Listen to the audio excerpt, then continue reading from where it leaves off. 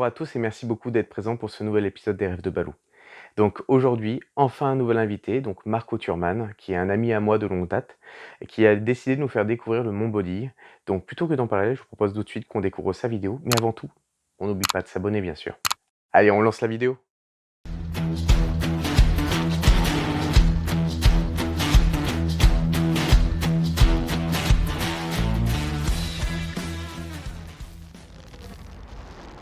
Ouais, salut Marco. Salut Benji, C'est pas la deuxième fois qu'on le fait, on est d'accord. troisième. Bon, déjà, merci beaucoup d'être présent pour les Rêves de Balou. Avec Alors, plaisir. qu'est-ce qui t'a donné l'envie justement de participer? Comme je t'ai dit, si j'avais eu le choix, je ne serais pas là. Mais bon, je suis là. Non, plus sérieusement, c'était un pote de longue date en moto. Et un des premiers que j'ai rencontré quand j'ai repris la moto, parce que j'ai arrêté quelques années. Donc c'est un plaisir d'être là et de partager ce moment avec toi et puis les abonnés. Bah, c'est sympa en tout cas d'être présent. Ça me fait vraiment plaisir parce qu'il a beaucoup hésité à un moment. Donc ça me touche d'autant plus. Alors justement, vous pouvez remarquer qu'on n'est pas en extérieur pour tourner cette interview, contrairement aux autres épisodes. Alors il y a une raison simple, hein, je pense que vous avez remarqué qu'il faisait juste moins 5 degrés. Et donc l'endroit où il veut m'emmener, c'est un endroit assez en altitude. Donc pour éviter cette problématique-là, on a choisi de mettre en évidence certains lieux qui sont intéressants pour plein de raisons, et notamment les restaurants en ce moment. Et donc on a choisi un lieu qui correspond bien à Marco pour ce qu'il peut proposer comme produit. On vous fera découvrir ça un peu plus tard. Qui s'appelle le coup de cœur. Donc voilà. Alors Marco, justement, ça fait combien de temps que tu fais de la moto maintenant alors? J'ai passé mon permis en 94. Mhm. J'ai passé le permis moto avant le permis voiture. D'accord. Je vais pas dire que j'ai grandi avec la moto, mais c'était un truc qui m'attirait toujours. Quand j'étais gamin, j'avais des jouets pleins de motos, enfin des motards de la police Playmobil, des trucs comme ça. Mhm. Et j'ai eu un 50 quand j'ai eu 14 ans. Contrairement à tous les autres potes de classe, ils avaient tous des mobylettes. D'accord. Et moi, je voulais une vraie moto, hein. Donc j'avais un 50 dans un MTX 50 Honda. Donc qui était déjà une vraie petite moto. Mhm. Et puis après, ben, j'ai basculé sur une 125 et après, c'est suivi. Mais ouais, j'ai passé le permis moto avant le permis voiture. Donc c'est important pour moi d'être motard. Donc tu as toujours vécu avec la moto, ça c'est ce que tu m'expliquais, on en a longuement parlé hein, de toute manière. Tu m'as raconté quelques épisodes, notamment quand tu étais tout jeune, que tu roulais dans les vignes avec des petites 50. Ouais, ben, le 50 et le 125, j'habitais à l'époque soit à Montarno, soit à La Gamas, qui est un village à côté de Gignac. Mhm. Donc campagne. Donc forcément, et justement, j'avais l'avantage d'avoir un 50 plutôt qu'une mobilette. Ça D'accord. permettait de faire ben, des chemins de vigne, des trucs un petit peu tout terrain. Il y avait un petit terrain de cross aussi à côté où j'ai cassé une chaîne sur la bécane parce que le saut était un peu trop violent. Mais ouais, non, c'est. Au début, j'étais plutôt attiré par le tout terrain. Ouais. J'adorais tout ce qui était Dakar, tout ce qui était un petit peu hors piste. Mhm. Et puis finalement, avec l'adolescence et puis on va dire l'esprit rébellion, je me suis tourné plus vers la vitesse et des motos sportives et le circuit. Donc ta première moto, on va dire celle qui a marqué réellement ton cœur, ce serait laquelle? La première moto qui a marqué mon cœur, oh, ça va être le CBR. Ça va être Ouais. le CBR, ouais, le 954. De quelle année? 2001, je pense, de mémoire. Mais j'ai eu le CBR 600 Rossi juste avant. Mhm. Euh, C'était une belle bécane, le 600, mais le 954 a été vraiment une révélation. C'est une bécane que j'ai tordue dans tous les sens. Je l'ai amenée sur piste. Donc c'est la première fois que je faisais de la piste avec cette moto là. Et j'ai découvert la piste avec le 954. J'ai dû mettre 60 000 bornes dans la gueule en un an et demi, quoi. Ah oui. C'est une bécane, je roulais. À l'époque, je bossais à la sécurité à Carrefour. Et je sortais du boulot à 11h du soir. J'allais rouler une heure ou deux juste par plaisir pour partager au moins avec cette bécane. Et je t'ai dit, je l'ai tordue dans tous les sens et elle m'a jamais lâché. C'était une bête de fiabilité. Bon, elle est encore dans ton garage, d'après ce que j'ai vu. Elle est toujours dans le garage, ouais. Bon, elle est démontée. C'est plus un châssis et un moteur qu'autre chose. Mais parce que les carénages, je les ai revendus à des gens de mon entourage Mhm. qui voulaient faire de la piste avec. Parce qu'elle était montée piste. D'accord. Et donc maintenant, ben, ouais, c'est plutôt un cadavre hein, dans le garage, mais j'espère qu'un jour vous pourrez l'exposer comme la moto là qui est là, Ouais. dans le salon ou dans un endroit un peu sympa. Bah, je te souhaite que ça. Alors, bien sûr, vous découvrirez des photos de sa belle en état et même quelques vidéos. Alors, tu parlais justement de ton épisode du passage du off-road, en gros, où tu commençais à prendre du plaisir et finalement, tu as commencé à te lancer un peu plus dans la vitesse. Alors, tu m'as parlé de certaines périodes qui étaient plus proches du Joe Bar Team qu'autre chose. Ah, clairement, c'est vrai que le milieu moto a quand même vachement évolué ces dernières années. En bien ou en mal, je sais pas, mais c'était quand même plus élitiste. Enfin, élitiste non, mais c'était plus. On était moins nombreux. Mhm. Il y avait des gens un petit peu d'un certain profil qui avaient tous le même profil à peu près. Donc un petit peu rebelle, un petit peu soif de liberté. C'est vrai qu'on en a eu quand je lis les Bouger Partis, moi je retrouve des moments de ma vie, quoi. Bien sûr. Je me suis tiré la bourre avec des flics sur le périph' de Montpellier. Le mec s'est arrêté à côté de moi, il m'a dit ça marche, c'était canin. Je fais pardon, vas-y passe devant. Enfin voilà, il y a des trucs que tu fais hallucinants de nos jours, quoi, que tu même pas, tu verrais plus, quoi.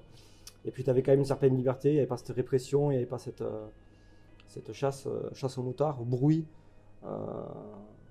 Après il en faut, je pense, parce qu'il y a eu des excès. Il y a eu quelques abus aussi.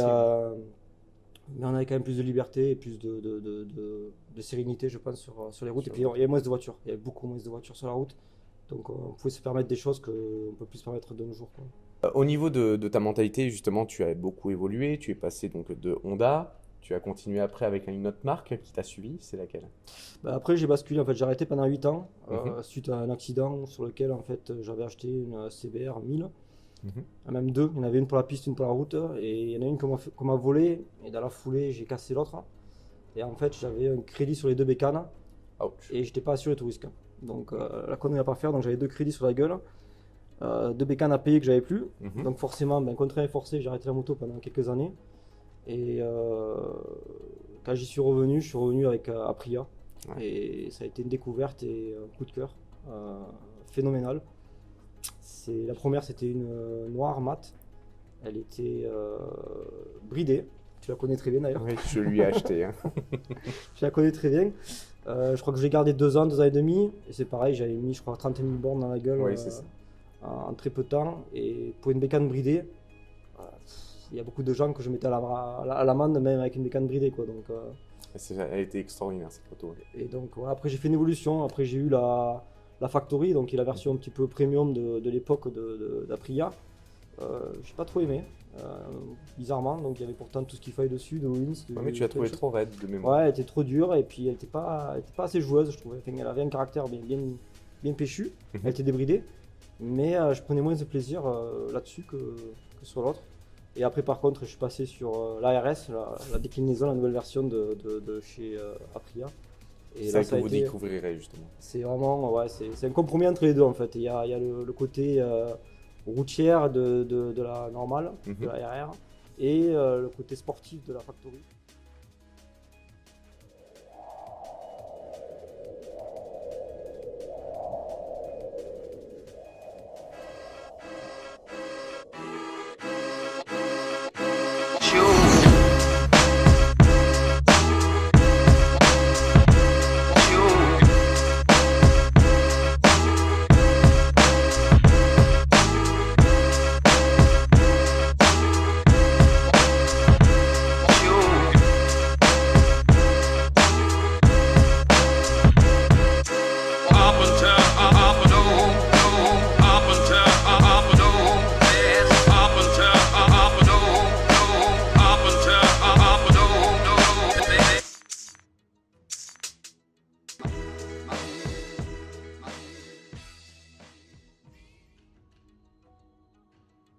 C'est une bécane que j'ai maintenant depuis 3-4 ans. Je crois que c'est 2016, donc même plus 4 ans. C'est ça, 4 ans. 4 ans, et pareil, elle a 70 000 bornes, je crois.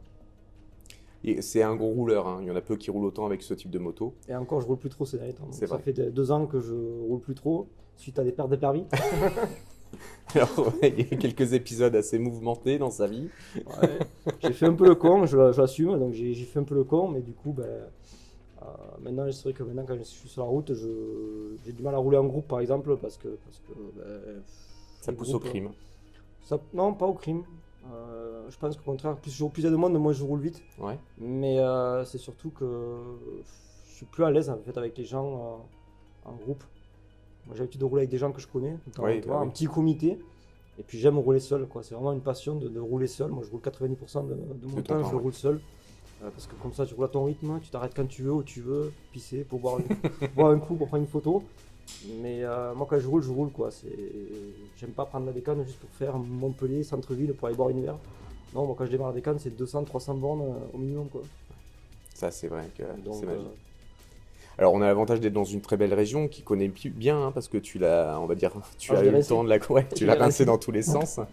On a eu le temps de découvrir pas mal de zones ensemble, mais il y a une zone que tu as choisi donc, de faire découvrir justement à mes abonnés aujourd'hui. Alors, vous la découvrirez dans la vidéo bien sûr. C'est quoi alors? C'est le col du Vent, au-dessus de Montpérou, Arboras. Mhm. C'est un coin que j'aime beaucoup. Je connaissais pas tout, parce que jusqu'à récemment, je connaissais même pas le Mont Bodil. Alors Ouais. je passais, moi j'ai rincé cette route dans tous les sens. J'ai fait mes rodages là-dessus, quasiment toutes mes bécanes. C'est une route que j'affectionnais particulièrement avant la remise en état. Je la préférais avant. Elle Oui, était elle plus était plus dégradée. intéressante. Ouais. Elle était plus dégradée, mais je trouvais qu'on avait une meilleure accroche et elle était plus fun. Mm, c'est Maintenant, vrai. elle est devenue un peu plus banale, mais par contre, l'environnement Et juste magique. et le contexte est magnifique. Et C'est puis, tu as vrai. une vue là-haut quand tu montes au Mont Bodil que tu m'as fait découvrir. Bah, c'est vrai que le Mont Bodil, tu vois tout le département quasiment. Tu vois le Pic Saint-Loup, tu vois le Montégoal, tu vois tout, tu vois la mer. Et quand les conditions le permettent, tu as vraiment une vue sur Une visibilité complète. le On voit le panoramique. Salagou, on voit même les Pyrénées au loin. C'est ça. Ouais. Donc c'est un endroit magique ouais, que je trouve vraiment magnifique, à part cette centrale qu'il y a derrière, mais bon, ça fait partie du lot. C'est une On n'a station pas le choix. météo, c'est ça, il me semble? De Ouais, mémoire. aussi des antennes, Ouais. il y a des Ouais. antennes aussi 3G, 5G maintenant. Il y a Donc des faut chances. pas y traîner trop, mais par contre, ce qui est intéressant, c'est, alors faut pas le dire, mais tu vas le 14 juillet, ben, le 14 juillet, tu vois Vue sur tous les feux tous les d'artifice ouais, exactement. de la région, et je pensais qu'il n'y avait pas grand monde, et ben, détrompez-vous, c'est blindé. C'est Mais normal. par contre, c'est une vue magique au 14 juillet. Ouais. Il faut y aller. Donc en fait, ce qui est bien, c'est que ça fait un peu le lien avec toutes les vidéos que j'ai déjà faites avec Sonia au niveau du lac du Salagou, avec Hugues sur la partie Tu vois des tous les Trois cols. Vierges. En fait, c'est un des cols qu'on voit justement dans ces vidéos. Et c'est un endroit qui est sublime, qui domine l'ensemble de la vallée. Donc il faut vraiment venir le découvrir.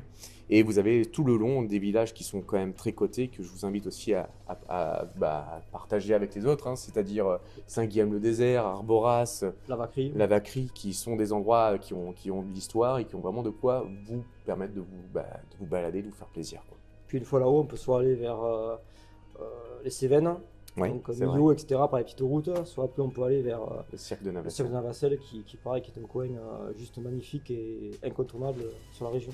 C'est sûr. Donc ça sera un lieu que vous allez, à mon avis, bien apprécier. Alors, on a parlé un peu de tout ça. Moi, j'aimerais savoir un petit peu dans les 2 ans. Aujourd'hui, tu travailles dans quoi exactement? Alors maintenant, je suis commercial chez PLG, donc c'est une boîte qui travaille, qui est une distribution en produits d'hygiène, Mhm. donc c'est d'actualité. Donc on a plusieurs segments, on fait du matériel, santé, etc. Donc c'est un job, on va dire, il faut que je bouffe quoi. Donc Bien sûr. c'est un job pour rentrer un salaire et manger, mais c'est pas un job où je m'épanouis, contrairement à avant. Mais voilà, c'est un job voilà, qui va me servir à bouffer au quotidien. Ouais, je pense qu'on est beaucoup dans ce cas-là. Et donc, je sais que tu as une passion à la base, que tu aimerais peut-être développer dans les 2-3 ans. C'est ça un peu ton objectif? Alors des passions, j'en ai plusieurs, Ouais, mais et effectivement celle-là, j'en ai une qui me tient particulièrement à cœur. Suite à un voyage en Guadeloupe, je me suis pris d'amour pour le rhum. Et c'est vrai que depuis, j'ai accumulé beaucoup de bouteilles. Je dois avoir 200-300 bouteilles de rhum différentes. mhm. J'en bois ben, évidemment bien sûr, mais mon but final en fait serait d'ouvrir une cave à rhum, vraiment dédiée au rhum, et avec bien sûr après quelques bières, quelques trucs un petit peu artisanaux, mais vraiment 90% de rhum.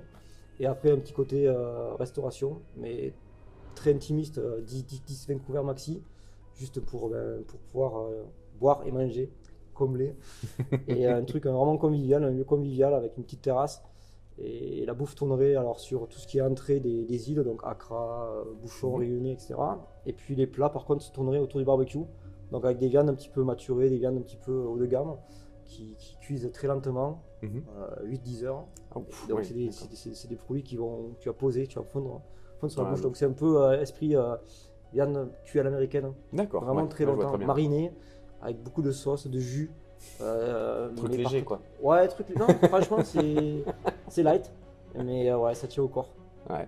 Ouais, je vous montrerai quelques-unes de ses parutions parce nous permet de découvrir un peu sa passion à travers de photos que tu mets en place, où tu nous fais découvrir un rhum à chaque fois en photo et parfois aussi une viande que tu as préparée. Donc c'est Ouais, sympa. et comme en attendant, en fait, c'est une période un peu particulière pour tout ce qui est restauration, Oui, bien etc. Et sûr. puis, j'ai pas forcément dans les médias le budget pour. Mais c'est un projet qui me tient à cœur. Je pense que d'ici 1 an ou 2, j'espère pouvoir le concrétiser. Bien sûr. Et en attendant, ben, du coup, je me suis lancé un peu comme toi dans tout ce qui est blog, etc. Donc j'ai créé un blog Facebook et Insta. Mhm. Là, je suis en attente d'un gros barbecue de compétition. Et dès que j'ai ce barbecue-là, je lancerai aussi des vidéos. Pour montrer un peu Voilà, les donc je cuissons. prendrai des cours chez Monsieur Béniger. Et puis à partir de là, voilà, j'aurai un truc un peu complet pour me faire connaître et puis commencer à tâter le terrain pour ensuite enchaîner sur un truc physique avec un cadre, je l'espère, comme aussi sympa que celui-ci. Ah, c'est vrai que le cadre est magnifique. Donc je vais vous proposer de le découvrir en images, justement. Alors, qu'est-ce qui t'a plu le plus? Parce que déjà, le nom, moi j'adore, hein. Quand je prends les rêves de Balou, le coup de cœur, moi je trouve ça juste fun, ça convient tout à fait. Mais en dehors de ça, qu'est-ce qui t'a plu le plus quand tu es rentré dans ce lieu? Les caves. Ah, les caves, elles sont Les magnifiques. caves, là, Ouais. les caves là, qui vous présentent des produits frais. Tout à fait. Donc vous voyez ce que vous achetez ou ce que vous consommez. C'est des produits d'exception. Tout à fait. Donc moi notamment la viande. Hein, Ouais, bah forcément. oui, tu y es allé La direct. viande, donc c'est ça. Et bien, vous pouvez, donc quand le restaurant est ouvert, vous pouvez les consommer, vous pouvez les déguster, mais aussi les acheter pour les emporter chez vous Exactement. et les faire à la maison. Donc ce que je compte faire bientôt dès que j'ai mon barbecue de compète, je compte dévaliser la cave qui est là-bas. Alors oui, vous avez en fait trois caves principales, on va dire. Vous avez celle qui est destinée donc à tout ce qui est caviar. Il y en a une qui est destinée à tout ce qui est viande, donc pièces de viande et autres, avec de la viande maturée. Et vous avez également une qui est destinée plutôt à tout ce qui est charcuterie et fromage, bien sûr. Et derrière, vous avez en plus une cave spéciale qui est vraiment, enfin, que j'aime beaucoup, hein, avec tout ce qui va être vin. Et justement, il y a une belle cave de rhum aussi, pas mal. Tout à fait. Quelques beaux exemples aussi de whisky où je suis un peu plus passionné. Mais, notamment vraiment avec beaucoup de goût, vous avez de quoi découvrir. Donc vous savez que vous pouvez les commander directement en ligne. Alors je vous mettrai les liens, hein, du restaurant et le secteur où vous pourrez venir découvrir tout ça. Donc en tout cas déjà, merci beaucoup de Je ton t'en temps. prie. Merci à toi. Et on va vous faire découvrir tout simplement sa vidéo maintenant. Et la moto. Et la moto.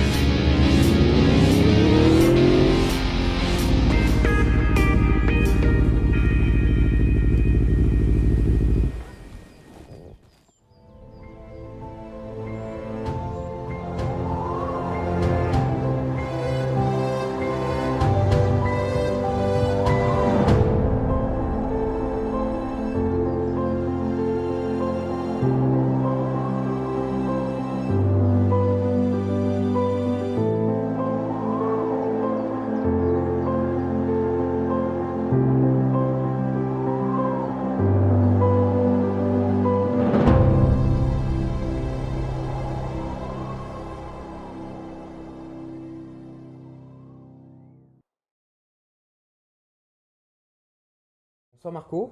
Salut Benji. Bon, déjà merci d'être venu parce que on est hors confinement, attention. Tu vas le dire. Ah, fallait pas le dire, dans le couvre-feu je voulais dire. Et une vidéo. Merde, on est pris, on est niqué. C'est ta faute. Si tu prends un PV, tu le payes.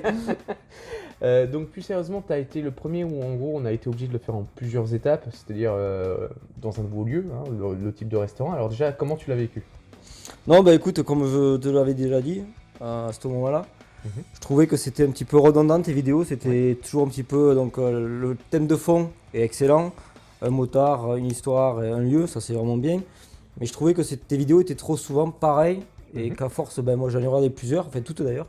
Mais je trouvais ça un petit peu redondant, donc c'est vrai que de changer un petit peu de format, un petit peu de cadre, je pense que ça peut être pas mal et ça peut dynamiser un petit peu ton projet et faire un petit peu des choses un peu différentes. Je pense que ça peut vraiment donner un petit coup de boost à ton rêve de Balou. En tout cas, c'est sympa. C'est vrai qu'on en avait parlé et que tu m'avais fait la remarque, le fait que ce soit un peu répétitif. Alors c'est vrai que c'est pas forcément évident de plaire à tout le monde, donc c'est intéressant justement d'avoir ce type de remarque. Il ne faut pas hésiter à en faire. On a fait l'interview vraiment séparée complètement de la vidéo extérieure. On a survolé réellement le thème de ton projet futur. J'aimerais bien que tu en parles un petit peu plus, étant donné que le but c'est quand même que tu donnes l'envie de ce que tu vas faire. L'envie c'est la bouffe, donc forcément j'espère quand même toucher un maximum de monde. Mais tu as eu l'occasion de goûter le week-end il y a 15 jours maintenant. En fait le projet final c'est vraiment d'ouvrir un restaurant ou un lieu un petit peu atypique avec une cave Rome et après à côté donc une partie restauration, mais comme je l'avais dit très succincte avec 20 couverts grand maximum, D'accord. que ça soit convivial et sympa. Et le but c'est vraiment en attendant, comme c'est pas pour tout de suite, je me fais connaître, donc j'ai créé un blog culinaire sur Insta et sur Facebook. D'accord. Je vais attaquer là, j'ai reçu mon barbecue de compète. J'ai vu quelques images et j'ai pu goûter sa nourriture, c'est plutôt pas mal. Voilà, donc maintenant que j'ai le barbecue de compète, je vais aussi me lancer aux vidéos, donc je prendrai des cours avec toi pour faire des vidéos sur YouTube et pour essayer de donner l'envie aussi aux gens de venir goûter et après quand j'aurai créé un lieu physique, de venir visiter le lieu et de venir partager la bonne bouffe quoi. Bien donc sûr. En attendant, voilà, je vivote sur Instagram et sur Facebook. Et c'est quoi le nom de ton Instagram et de Facebook pour Rome and Barbecue. Alors Rome par contre tu l'écris d'une certaine manière. Ouais, j'ai viré le H pour américaniser parce qu'en fait à la base je voulais faire R et B, pour faire passer un peu à R&B. Ça n'a rien à voir, mais c'est pour faire un petit peu un jeu de mots. Et en fait c'était trop court. D'accord. Les Instagram et Facebook le prenaient pas. Donc du coup j'ai fait Rome and Barbecue, pareil à l'américaine, BBK. Donc de toute façon il y aura le lien sur ta vidéo. Vous les verrez apparaître et dans tous les cas je mettrai la description complète de ton Instagram et de ta page Facebook. Alors on en parlait, il y avait un petit projet qui pourrait être sympa. C'est en gros si vous jouez le jeu et que vous partagez beaucoup ces publications, mais beaucoup, vous pourriez peut-être faire partie des heureux bénéficiaires d'un repas avec Marco, donc l'occasion de le rencontrer. Alors il est très désagréable, mais ça passe bien au niveau de la nourriture. C'est ça, faut pas me passer. Donc ça serait vraiment un petit truc, mais qui pourrait être sympa comme idée. Bah ouais, c'est toi qui m'as donné l'idée, donc je te remercie. De faire un genre de concours, peut-être une fois par mois je pense, et de tirer un petit peu au sort aux gens qui ont liké, partagé, commenté un petit peu mes publications. Et donc de faire un tirage au sort pour venir bouffer à la maison. À ma compagnie malheureusement, mais voilà, peut-être 2-3 personnes et de profiter d'un petit moment convivial en cette période un petit peu particulière. Donc n'hésitez pas à partager un maximum ces parutions. Alors, petite particularité, je ne sais pas encore quel sera ou qui sera mon prochain invité dans les rêves de Balou. Donc contrairement à d'habitude, c'est vrai que je vous dis à peu près qui va être présent et le secteur que je vais vous présenter. Là, ça sera la surprise complète. Donc ce que je vous propose, c'est qu'on se découvre dans une prochaine vidéo. Et encore merci à toi Marco. Merci Benji, merci à tous. Et à bientôt. Ciao ciao.